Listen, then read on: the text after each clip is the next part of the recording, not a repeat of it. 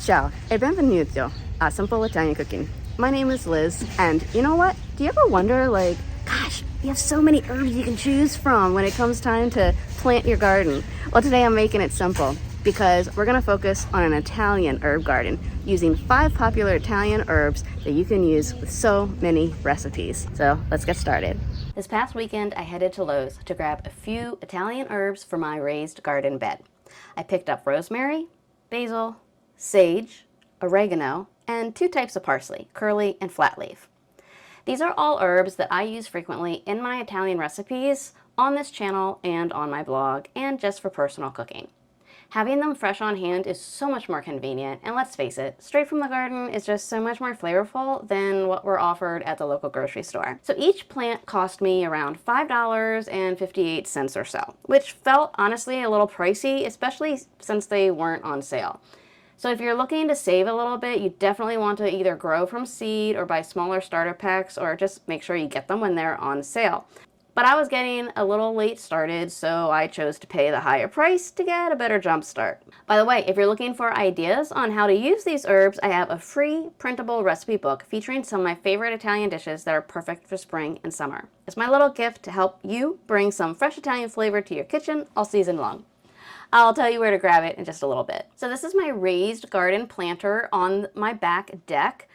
These are awesome, by the way. It gets a good amount of sunlight out here throughout the day. So first what I had to do was clear out last year's leftovers and pull up any dead roots and plants and little trees that started to grow from the woods in the back. Then I added some fresh organic potting mix and blended it into the existing soil.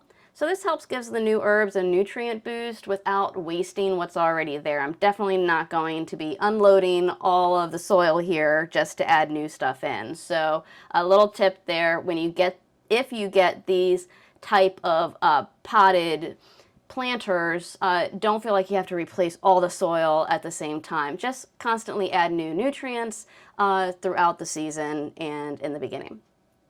By the way, I've included a link to these planter stands below if you want to check them out. So I have my 5 plants. Now I had to figure out where I was going to put them. So I really try to follow the companion planting logic as much as possible. So I put the rosemary and sage can go well together, and the oregano could go either or. So I decided to put the oregano at the end because that is not a tall plant and it will like drape over the side as it grows, and that's totally fine. The rosemary and the sage I placed where they would both get a lot of sun and they wouldn't block each other.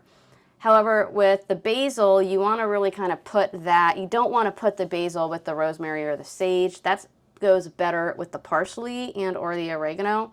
So what I did was I put the basil where I knew it would get the most sun, because I know that basil loves the sun. And the parsley, that does well in partial shade.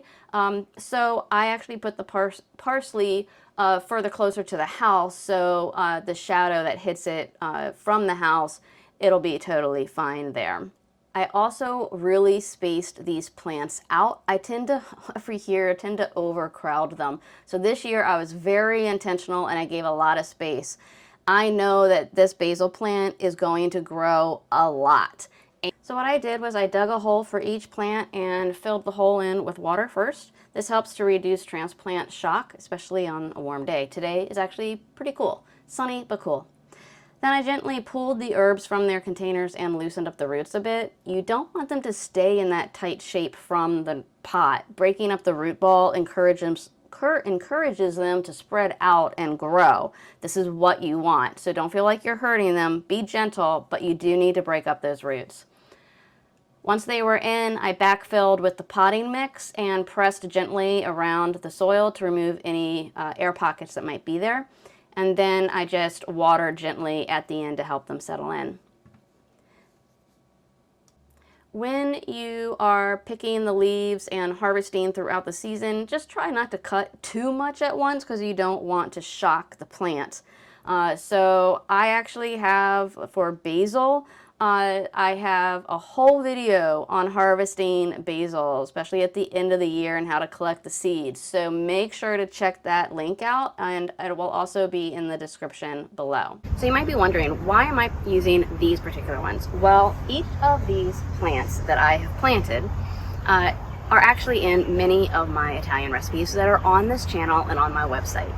So, for instance, curly parsley, Italian parsley, I love both. Sometimes I use the curly, sometimes I use the Italian parsley.